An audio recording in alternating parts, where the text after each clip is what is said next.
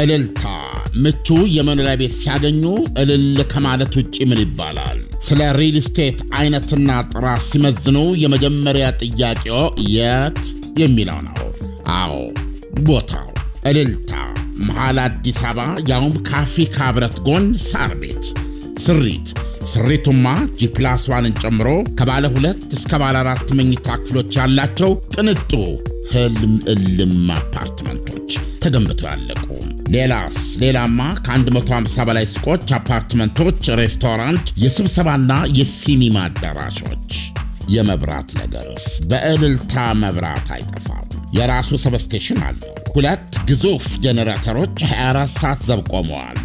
እንደዚሁም የከርሰ ምድር ውሃ፣ የህፃናት መጫወቻ፣ የሴቶችና የወንዶች የውበት ሳሎኖች፣ ጂምናዚየም፣ ስቲም፣ ሳውና፣ ባዝና ማሳጅ፣ 5 ቤዝመንት መኪና ማቆሚያ፣ 1 አሳንሰር ለ2 መኖሪያ ቤቶች ያለው።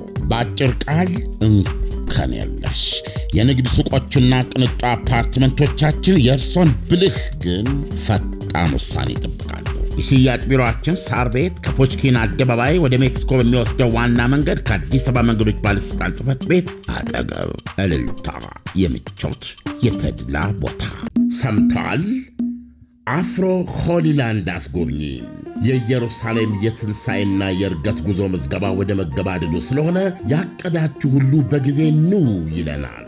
ለትንሣኤ ከሕማማት እስከ ዳግማ ትንሣኤ ለ13 ቀናት፣ ለእርገት በወርሃ ግንቦት ለ8 ቀን በተመጣጣኝ ዋጋ ተመቻችቷል። የሰላም ሁኔታ አያሳስቦ። የምንጎበኛቸው የጉብኝት መዳረሻዎች በሙሉ ፍጹም ሰላም ናቸው። አፍሮ ሆሊላንድ አስጎብኚ ላለፉት 14 ዓመታት ለምርቃትና ለምስጋና እንደሚሠራው አሁንም እኛ ወላጅ ዘመዶቻችሁን በእንክብካቤ እናስጎበኛለን፣ እናስተናግዳለን። የእምነታችንን መጀመሪያ ቅዱሳን መካናቶች በዐይን እንደማየትና እንደመርገጥ ምን ደስ የሚያሰኝ ነገር ሊኖር? ለወላጅም ከዚህ የሚበልጥ ስጦታ የለም። አፍሮ ሆሊላንድ አስጎብኝና የጉዞ ወኪል። አድራሻ ቦሌ ሞርኒንግ ስታር ሞል 2ኛ ፎቅ። አሁኑኑ ስልክዎን አንስተው ይደውሉ። 0988 18 18 18 አይጠፋዎትም።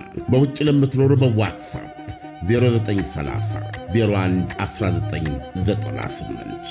አፍሮ ሆሊላንድ አስጎብኝና የጉዞ ወኪል።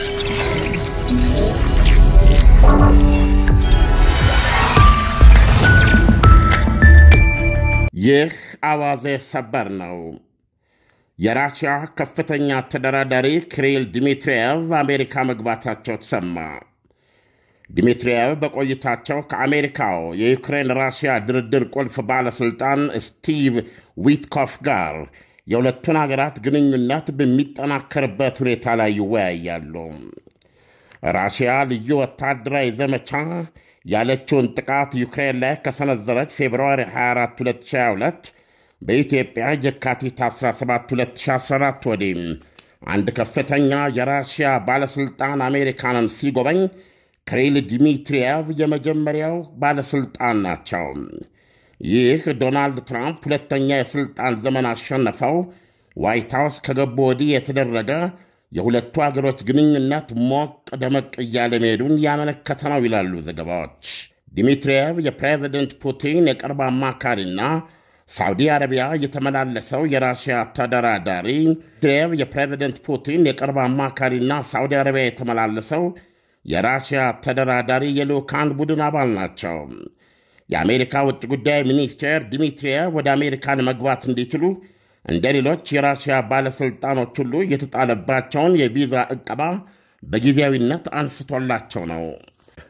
ከዚህም ባለፈ የአሜሪካ የገንዘብ ሚኒስቴር ራሽያ ላይ የተጣሉትን ማዕቀቦች ለጊዜው እንዲያነሳቸው ጥያቄ የቀረበ መሆኑ ተዘግበዋል። ሃርቫርድ የተማሩት ዲሚትሪየቭ የራሽያ የመንግሥት ሀብት አስተዳደር ኃላፊ ናቸው።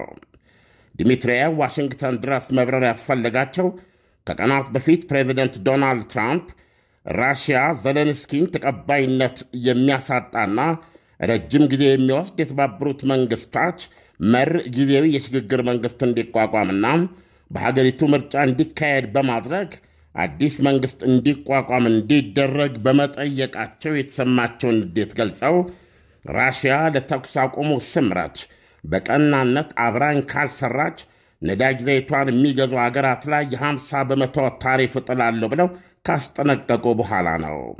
ሲኤንኤን እንዳለው ከሆነ የአሜሪካ ቁልፍ ባለሥልጣን ዊትኮፍ እስካሁን ከፕሬዝደንት ቭላዲሚር ፑቲን ጋር ሞስኮ ውስጥ 2 ጊዜ ተገናኝተው ተነጋግረዋል። ሲኤንኤን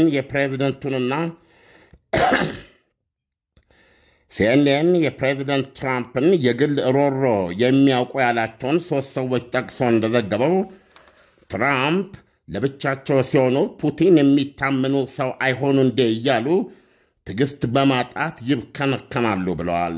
ባለፈው ሳምንት ኒውስሜይ በተሰኘ ቀኝ ክንፈኛ ሚዲያ ላይ በሰጡት ቃለ ምልልስ ራሽያ ምናልባት እግሯን እየጎተተች ይሆናል ሲሉ መናገራቸው አይዘነጋም።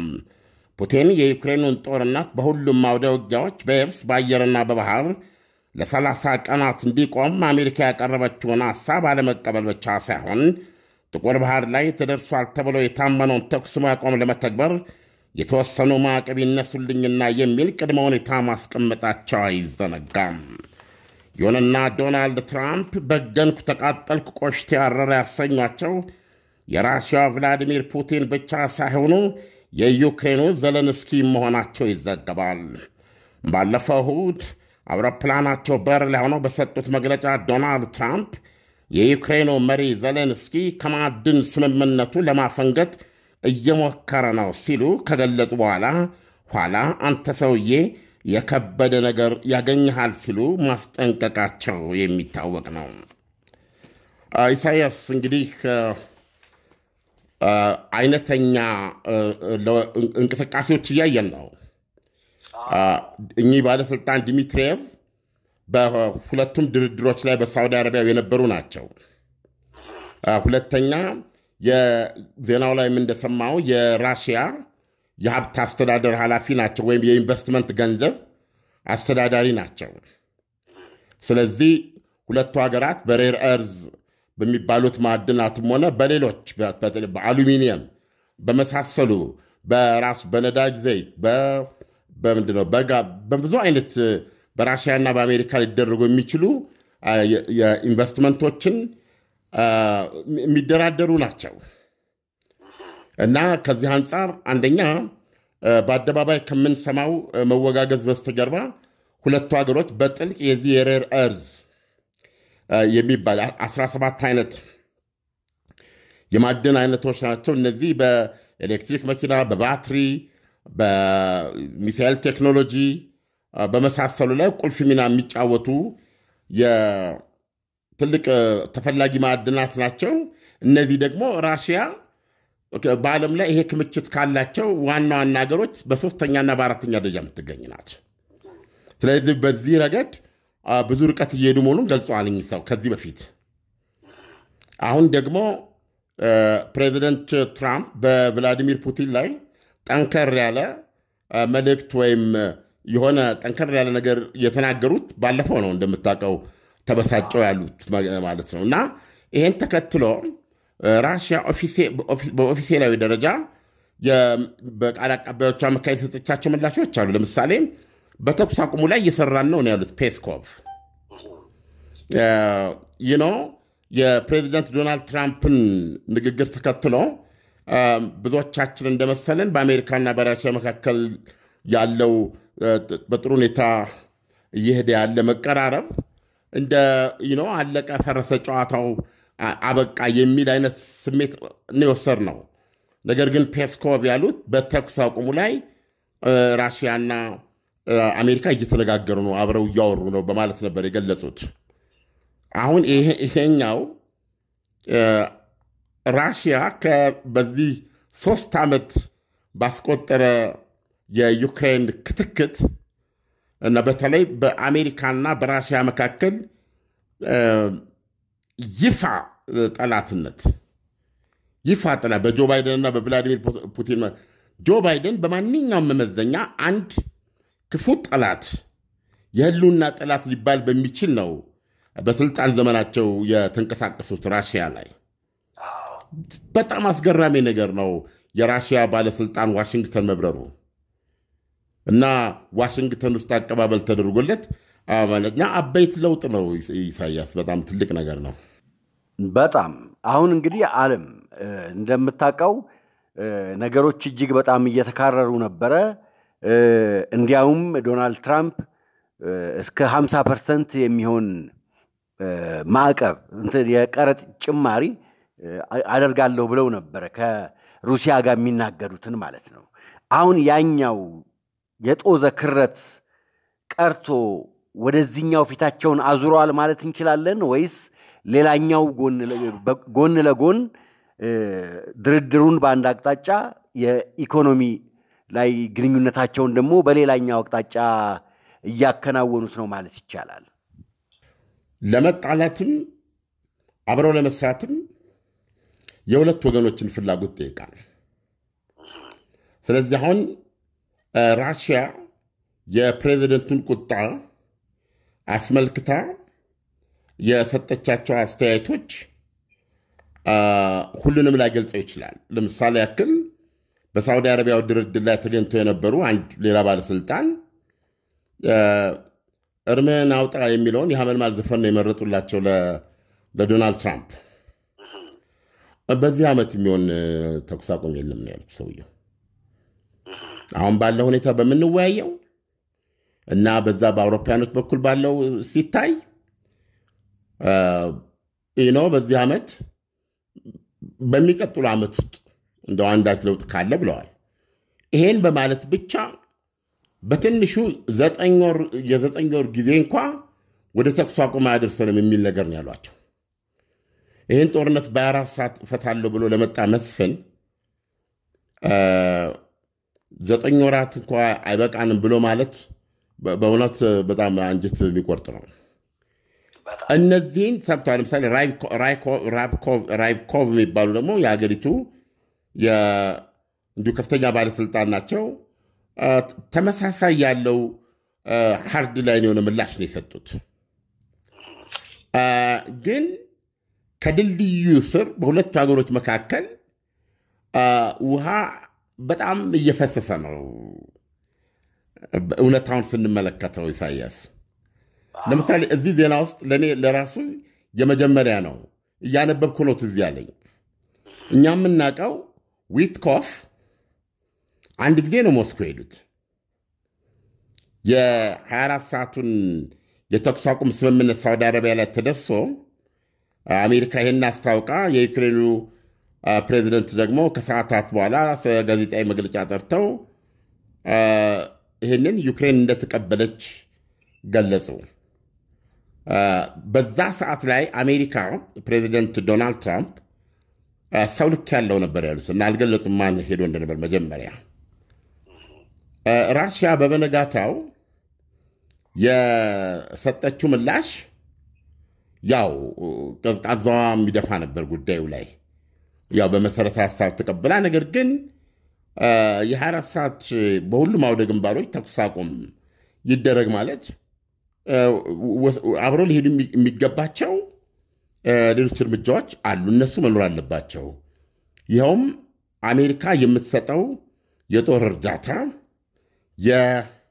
የሳተላይት መረጃ እንዲሁም ደግሞ ኦን ዘ ስፖት የጦር ግንባሩ ላይ ያለውን እንቅስቃሴ እየመረጀች የምትሰጠው ያስተኳሽነት ሚና ትጫወታለች እነዚህን ማቆም አለባት አሜሪካም የአውሮፓ ህብረትም እነዚህን ቅድመ ሁኔታዎች አቅርበው ብዙዎቹ ሳይወለድ ሞቷል ብለው ነበር ይሄ ሁሉ ሲሆን ግን አውሮፕላን ላይ ነበሩ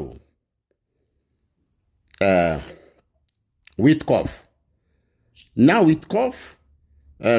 ከዚህ ሁሉ መግለጫ በኋላ በራሽያ ቤተ መንግስት ምሽቱን ተገናኝተው 3 ሰዓት ተኩል ያወሩ ካን ዩ ቢሊቭ የሞስኮ ሰዓትና የአዲስ አበባ የሞስኮ ሰዓት አቆጣጠር አንድ ነው አንድ ይባላል መስመር ላይ የሰዓት ላይ ነው ያሉት ፕሬዚደንት ቭላዲሚር ፑቲን የዛን ጊዜ ምሽት ላይ መግለጫ ሰጥቶ ነበር ከምሽቱ 2 ሰዓት ገደማ ሊሆን ይችላል ራት አንድ ላይ በልቶ ሊሆን ይችላል ወይም ራታቸውን በልቶ ይሆናል ተገናኙት 3 ሰዓት ተኩል ነው ያወሩት ፕሮባብሊ እስከ ሌሊቱ 7 ሰዓት ነው ያወሩት አየህ ይሄን እናውቃለን አንዴ ማድረጋቸውን አሁን ዜናው ላይ ግን የነገረኝ ዊትኮፍ ሁለት ጊዜ ሞስኮ ሄደው ቭላዲሚር ፑቲን ያነጋግረዋል አሉ። አንዱ ቶታሊ በሚስጥር የተያዘና ዛሬ የምንሰማው ነው። እና ብዙ ንግግሮች አሉ ለማለት ነው ከጀርባ። ስለዚህ የኚህ ከፍተኛ ባለስልጣን ራሽያ በመግባት በጣም ትልቅ ፋይዳ የሚሰጠውና በሁለቱ ሀገሮች አሁን የተገኘውን እድል ላለማጣት በሁለቱም በኩል ቀናይነት እንዳለ የሚያሳይ ነው። ሌላው ለምሳሌ ዜናው ላይ በብለህ ሰምተው ከሆነ የአሜሪካ የገንዘብ ሚኒስቴር ማዕቀቦቹን ራሽያ ላይ ያሉትን ማዕቀቦች ለተወሰነ ጊዜ እንዲያነሳ ጥያቄ ቀርቦለታል የሚል እኮ ነው የሰማነው። አስቧ። አየህ፣ በወቅቱም ራሽያ እግሯን እየጎተተች ይሆናል ያሉ ጊዜ ዶናልድ ትራምፕ በቁጣ ነበር የሚያዩት። ያለ ነው። ይሄ ማለት ራሽያ ተኩስ ጦርነቱ እንዲቆም አትፈልግም ማለት አይደለም። ራሽያን ትፈልጋለች። ነገር ግን በስምምነት ሂደት ውስጥ እግርን የምትጎትትበት ሁኔታ አለ። እኔ በተለይ በራሴ ህይወት ብዙ ጊዜ ደጋግሜ የማደርገው ነው እና ቅድመ ሁኔታዎች አቅርባለች። 5-6 ይሆናሉ፣ እናያቸዋለን፣ እያየናቸው ነው ብሎ እኮ ነው አይደለም ዶናልድ ትራምፕ የሰጡት። በጣም በወዳጅነት በጣም በትዕግስትና በቀና መንፈስ ነው ያዩት። ወደ ኮንፍሮንት ወደ ፍጥጫ የሚወስድ ነገር ሆኖ አላዩትም። አሁን በኋላ ላይ ነው ቭላዲሚር ፑቲን በዚህ የአርክቲክ ከተማቸው ላይ ሄደው ሲናገሩ ነው ማነው ዘለንስኪን በውስጥ ታዋቂነት ከዘለንስኪ ጋር ያው የበፊት አቋማቸውን ምርጫ ያካሄደ ሰው ነው። ከእሱ ጋር አልቀመጥም፣ ስለዚህ ጊዜ የሽግግር መንግስት መስረት የሚለውን ነገር ሲያቀርቡ ለዶናልድ ትራምፕ ታይም ላይን የሌለ ሆነ ማለት ነው። እዚህ ይህንን ጦርነት ለማቆም እና የሰላም ድርድር ለመጀመር ያላቸው እቅድ መቼ የምር ይጀመራል የሚለውን ዝም ብሎ አውላላ ሜዳ ላይ የሚተው ንግግር ነው። በእርግጥ ግን ያንም ንግግር ይህንን ያሉ ጊዜ ቭላዲሚር ፑቲን ማንም ልብ ሊለው የሚገባ አሜሪካ በግሪንላንድ ላይ ያላትን ዶናልድ ትራምፕ የሚያራምዱትን ፖሊሲ ኢቨንቹዋሊ ለአሜሪካ የሚጠቅም ነገር እንደሆነና አሜሪካ እንደዚህን ጥያቄዎች ለማቅረብ የሚያስችሏት የጠለቁ ታሪካዊ ምክንያቶች እንዳሉ እኮ ተናግረዋል። አየህ፣ በዛ በኩል ደግሞ ትልቅ የአርክቲክ ፓወር ናት እኮ ራሽያ እና ግሪንላንድ በአሜሪካና በራሽያ መካከል ያለች ግዙፍ ደሴት ናት። አየህ፣ ስለዚህ አሁን ቭላዲሚር ፑቲን ዶናልድ ትራምፕ ግሪንላንድን በተመለከተ እያቀረቡ ያሉትን ጥያቄ ከቭላዲሚር ፑቲን በስተቀረ ሲሪየስ ነው ያለ የለም። ስለዚህ በሆነ መንገድ ከክልል የሚባለው እንደውም መጀመሪያ ይገርማል። አንዳንዴ ቢቢሲ በሁለት መልኩ አቅርቦታል። ይገርማል። አንዱን በፍጥጫ መልኩ አድርጎ የመጀመሪያውን ግን ከጀርባ የቢግ ፓወርስ በቃ እንደዚህ እየጀመሩ ነው ያሉት። አሜሪካንም በዚህ በኩል ደግሞ ይሄን አድርጌ እኔ ደግፍሻለሁ፣ ዩክሬን ላይ ደግሞ እኔ ላድርግ ትደግፍኛለሽ አይነት ነው ብሎ ነው ያቀረበው። ስለዚህ ከጀርባው ብዙ የተሳሰሩ ነገሮች አሉ እና የዚህ ማናቸው የኚህ የዲሚትሪየቭ ዋሽንግተን መግባት የነገሮችን ትኩሳት ለማቀዝቀዝ የታለመ በሁለቱም ወገኖች የተፈለገ እንደሆነ ነው የሚታየው። ሌላው ባይገርምህ አሁን የሚወራው ዘለንስኪ ምርጫ ለማካሄድ ወደ መፈለጉ ናቸው ይባላል። አንዱ ይችን የቭላዲሚር ፑቲንን አኪለስ ሂል ሆናባቸዋለች ለዘለንስኪ። ሁለቱም ናቸው። መጀመሪያ ናቸው ዘለንስኪ ስልጣኑ ያበቃው እኮ የዚህ ሰውዬ ግንቦት ላይ ነው። ከግንቦት በኋላ እንደዛች ሀገር ፕሬዚደንት ላቀው አልችልም ብለዋል፣ ምርጫ ስላላደረገ። ራሳቸው ደግሞ ዶናልድ ትራምፕ ያው ተደጋግሞ የተነገረ ነው ምርጫ የበላ ሰው ነው በማለት ነው። ምርጫ የበላ አምባገነን ነው ያላቸው ብላክ ኤንድ ዋይት። ስለዚህ አሁን ዘለንስኪ አለማድረግ ይችላሉ። የአውሮፓ ህብረት ከዚህ አንጻር ይደግፋቸዋል። ለምን ሀገሪቱ ክተት ላይ ስላለች ሀገሪቱ በዚህ በጦርነት ላይ ባለችበት ሰዓት ምርጫ እንዳይካሄድ ይከለክላል ህገ መንግስቱ። ስለዚህ አንዱ ይሄ ነው። ሁለተኛ ደግሞ የህዝብ አስተያየቶች ሲታዩ አብዛኛው 70 የሚደርሱ ፍላጎት የለውም ምርጫ እንዲካሄድ። እነዚህን ነገሮች ይዘው መቀጠል እንዲችሉ የአውሮፓ ድጋፍ አላቸው። ይሁንና ዘለንስኪ ዞሮ ዞሮ እቺ አኪለስ ሊሆናባቸዋለች እና አሁን በተለይ በዋይት ሃውስ ኢንፌመስ አሳፋሪ ውርክብ ምክንያት የፕሬዚዳንት ዘለንስኪ በህዝብ አስተያየት መመዘኛ ላይ ድጋፋቸው ጨምረዋል ተብለዋል። ምናልባት እዛ ላይ እንግዲህ የደረሰባቸውን እንግልት አይታል። ውጣ በለው ብለው በመልእክተኛ ነው ያ ሁኔታ እንትን አድርጓል እና ፕሮባብሊ በዚህ በሚቀጥሉት ጥቂት ወራት ምናልባት ግንቦትን ተከትሎ እንግዲህ ምርጫ ሳይደረግ አንደኛ ዓመት ሞላው ማለት ነው በግንቦት ሲመጣ እና የምርጫ ሊጠሩ ፍላጎት አላቸው እና ይህንንም የቅርብ ሰዎቻቸውን ሰብስበው መመሪያ የሰጡበት ነገር ነው በማለት ሚዲያዎች ቢዘግቡም ያው ዞሮ ዞሮ ማስተባበያም ሰጥታለች። ኤንዌይ ግን ፑቲን ማጥቂያ እንዴት ነው የተረከዝ ቁስል አድርገው እያጠቋቸው ያሉት በዛች በኩል ነው። የተባበሩት መንግስታትም አገሪቱ ይቆጣጠር ቢሉ እዛች ላይ ነው እየወጓቸው ያሉትና ያችን ነገር ለማዳፈን ይፈልጋሉ የሚል አለ። ይሁንና ዩክሬን ውስጥ ምርጫ ከተካሄደ ራሽያ ዝም ብላ አትመለከትም እና በተለይ በዚህ በሳይበር በምትለው በዚህ በኢንፎርሜሽን በፕሮፓጋንዳ ምርጫ ውስጥ ቀጥተኛ ተሳታፊ እንደምትሆን ይፈራል እና አይታወቅም። ወደ ምርጫው የሚመጡ አዳዲስ ኃይሎች ሊመጡ ይችላሉ። ስለዚህ ሁኔታዎች በዚህ ነው ያሉት። ዓለም እንግዲህ አሁን ወደ ምርጫ ሄዱ ማለት ለሩሲያ ሰፊ ጊዜ የማግኘት እድል ይኖራታል ማለት እኮ ነው። ድርድር ላይ ሳይቀመጡ ወደ ምርጫ ከሄዱ ምክንያቱም አሜሪካም ይችን የምርጫ ነገር አንስታለች፣ እንደገና ደግሞ ሩሲያም አንስታለች። ጉዳዩ ሲሪየስ እየሆነ እንደመጣ ስለገባቸው ወደ ምርጫ ውድድር ውስጥ ከገቡ ሩሲያ ቢያንስ ከአንድ ዓመት በላይ እኮ ጊዜ ልታገኝ ነው ማለት ነው። ይሄ ጊዜ ደግሞ ሩሲያ ያሰበቻቸውን ቦታዎች በትክክለኛ የማግኘት እድል አታገኝም ወይ?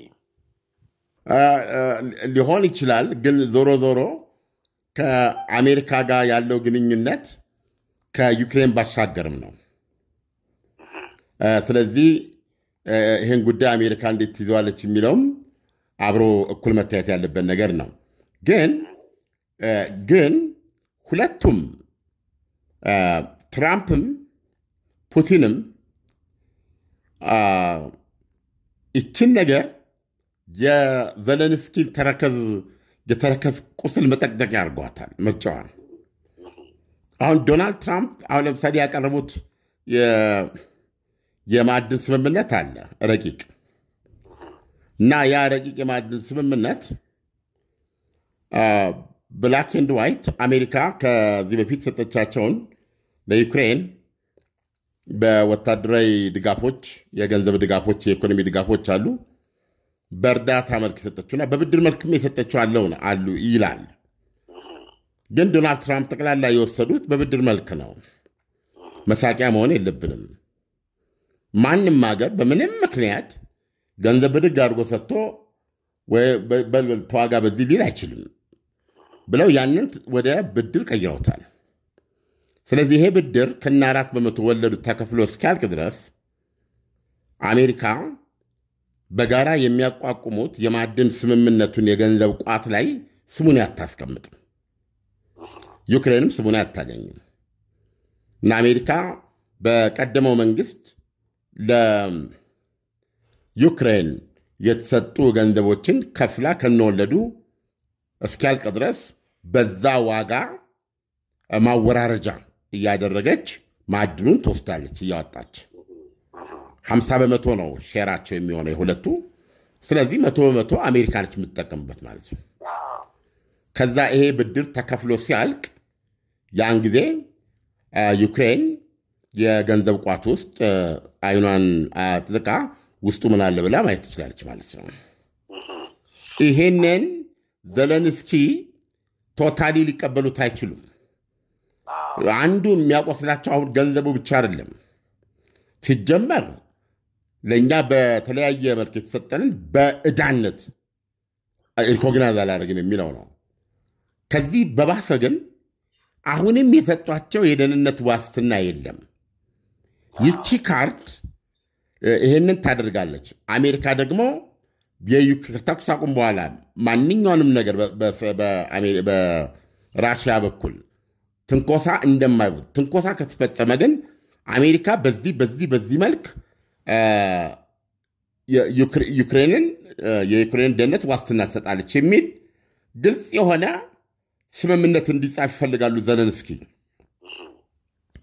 የለም አሁንም አሜሪካ ለስራ ዛክ ተሰማራች ማዕድን እያወጣች ነው እዛ እየሰራች ነው ኢንቨስት እያደረገች ነው እዛ ሀገር ላይ ስለዚህ የትኛውም አካል አሜሪካ እንደዚህ ጠንካራ ሰፊ መሰረት ያለው መገኘት በመታደርግበት ሀገርና ቦታ ላይ ጦርነት ሊከፍት አይችልም ሌላ ሀገር የኛ የራሱ በዛ መንገድ መስራት በራሱን የቻለ ዲተረንስ ነው ከዚህ ውጪ ማስቀምጠው መሰጠው ዋስትና የለም በማለት ነው ዶናልድ ትራምፕ ያዘ ስለዚህ አሁን ዩክሬን እንደገና እየመረመረችና ሌላ ካውንተር ሐሳብ ልታቀርብ እየሰራች ነው ለዚህ ነው ዘለንስኪን አንተ ሰውዬ ለማፈንገጥ እየፈለክ ነው በኋላ በጣም ከባድ ችግር የሚያገኝ ብለው አስጠንቀዋቸዋል በነገራችን ላይ ስለዚህ አሁን እሳቸውም ዶናልድ ትራምፕም ትልቁን የሚመዙባቸው ካርድ አሁን እንዴት ነው መስመር ላይ ገብቷል ብለው ሲያስቡ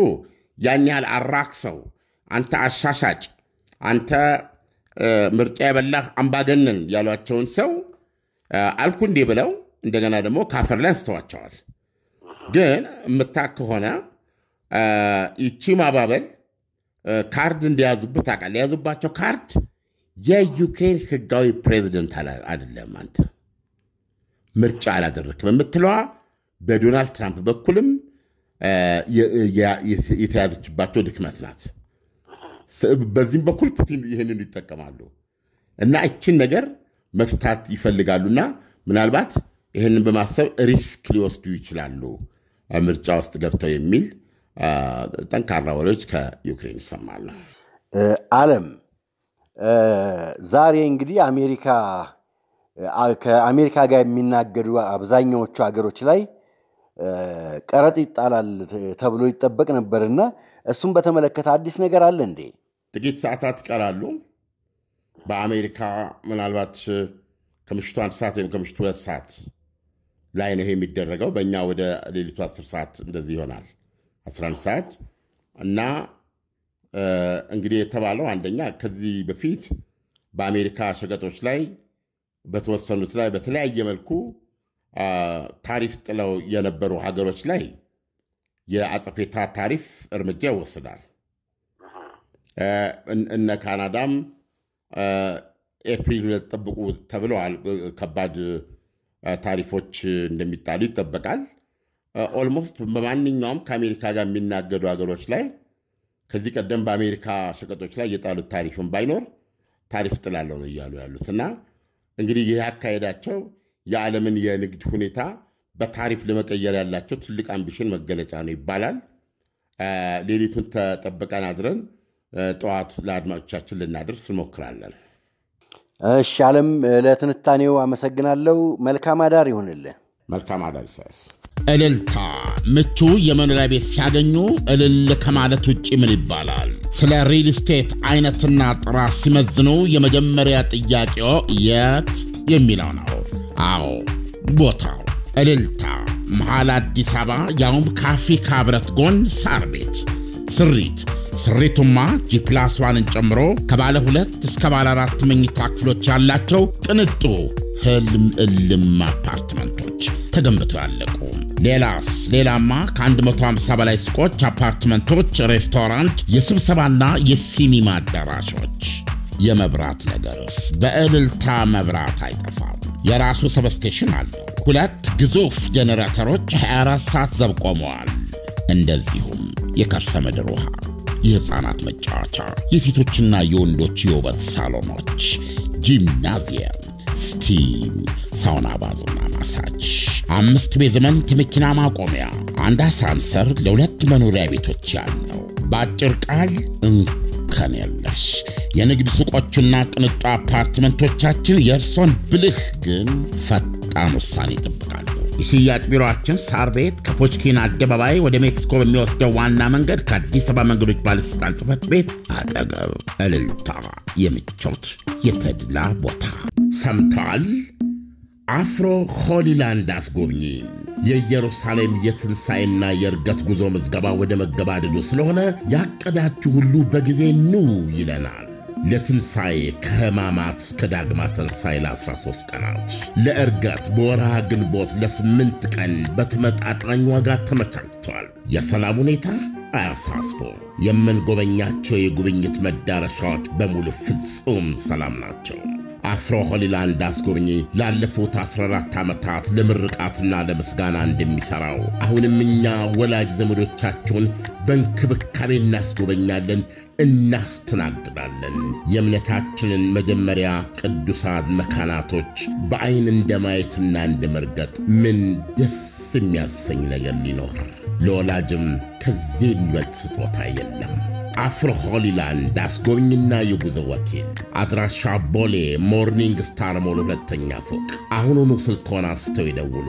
0988 18 18 18 አይጠፋዎትም። በውጭ ለምትኖሩ በዋትሳፕ 0930 01 1998። አፍሮ ሆሊላንድ አስጎብኝና የጉዞ ወኪል።